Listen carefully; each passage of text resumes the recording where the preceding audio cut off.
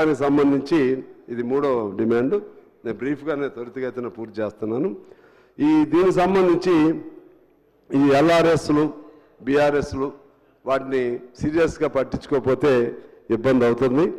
అదేవిధంగా ఎందుకంటే ఇంతవరకు మా దగ్గర అయితే కొత్తగూడెంలో పాల్వంచలో 76 జీవో ఇటువంటి అన్నీ ఉన్నాయి. 76 అంటే టోటల్ సింగరేణిగా అప్లై అయ్యేటువంటి జీవో, దాన్ని టేకప్ చేయకుండా ఉంటే అటు ప్రభుత్వానికి ఆదాయం రావట్లేదు, అక్కడ ఉండే వాళ్ళకి కూడా ఇబ్బంది అవుతుంది. ఎందుకంటే రాజశేఖర రెడ్డి గారు ఉన్నప్పుడు పెట్టింది అది 76 జీవో. దాన్ని అమలు చేయడానికి ఇంతవరకు ఎందుకని మరి నేను మా శ్రీనివాసరెడ్డి గారు కూడా చాలాసార్లు చెప్పాను, అధికారుల దృష్టికి కూడా తీసుకెళ్లాను. సీరియస్గా దాని మీద ఫోకస్ పెట్టాలని చెప్పి మీ ద్వారా నేను కోరుతున్నాను అధ్యక్ష. అలాగే దానిలో పనిచేసే కాంట్రాక్టర్లకి కార్మికులకు కేవలం 12,000 ఇస్తున్నారు అధ్యక్ష, కేవలం 12,000 ఇస్తున్నారు.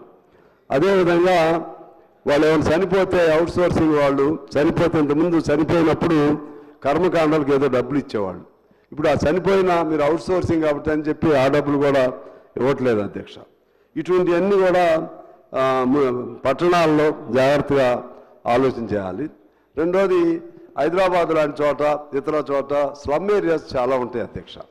ఈ స్లమ్ ఏరియాస్కి సంబంధించి ఒక స్పష్టమైనటువంటి ఒక విధానాన్ని ప్రభుత్వం తీసుకుని ఎన్ని స్లమ్ ఏరియాస్ ఉన్నాయో not only in Hyderabad, in every town దానికి సంబంధించి స్పెషల్ ఫండ్ ఏదైనా పెట్టి ఆ స్లమ్ ఏరియాస్ని డెవలప్ చేయాల్సిన, ఎందుకంటే అక్కడంతా ముఖ్యంగా పేదలు దళితులు ఉండేటువంటి ఏరియాలు, వాటికి సంబంధించి స్పెషల్ ఫోకస్ పెట్టాలి, స్పెషల్ ఫండ్ పెట్టాలి, దాన్ని బాగు చేయాల్సిన అవసరం ఉందని మీ ద్వారా ప్రభుత్వానికి తెలియజేస్తా ఉన్నాను అధ్యక్ష. అదేవిధంగా పట్టణాల్లో ఇప్పుడు గ్రామాల్లో మన ఈజీఎస్ వర్క్స్ ఉన్నాయి అధ్యక్ష.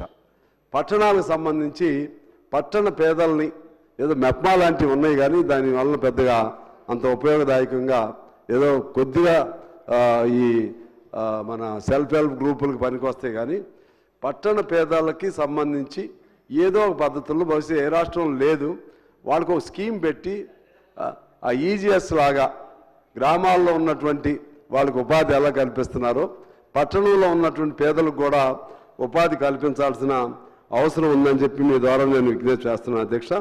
అదేవిధంగా